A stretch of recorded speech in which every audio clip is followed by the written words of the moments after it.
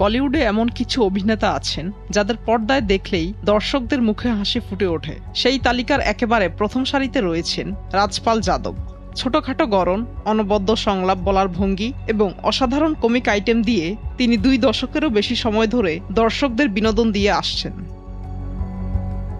তবে এবার কোনো চলচ্চিত্রের চিত্রনাট্য নয়, বরং বাস্তব জীবনের এক বড় আইনি জটিলতায় জড়িয়ে খবরের শিরোনামে এসেছেন বলিউডের এই জনপ্রিয় কৌতুক অভিনেতা। কোটি টাকার চেক জালিয়াতি এবং আর্থিক লেনদেনের একটি পুরনো মামলায় দোষী সাব্যস্ত হওয়ায় দিল্লির একটি আদালত এই অভিনেতাকে 3 মাসের কারাদণ্ডের আদেশ দিয়েছেন।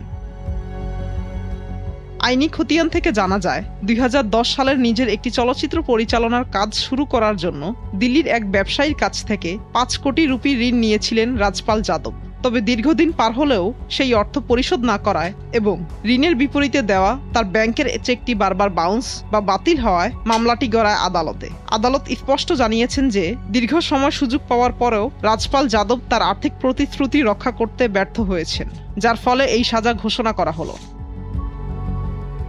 কমেডি কিং হিসেবে পরিচিত এই মেগাস্টারের কারাদণ্ডের এই খবরটি প্রকাশ্যে আসার পর থেকেই বি টাউন বা বলিউড পাড়াসহ তার ভক্তদের মাঝে বড় রকমের ধাক্কা লেগেছে। এই সাজার কারণে রাজপালের হাতে থাকা বেশ কয়েকটি বিগ বাজেট সিনেমার কাজ বড় ধরনের আর্থিক লোকসানের মুখে পড়তে পারে, কারণ তার শিডিউল আটকে যাওয়ার আশঙ্কা করছেন সংশ্লিষ্টরা। মুক্তা আমিন, ভোরের কাগজ।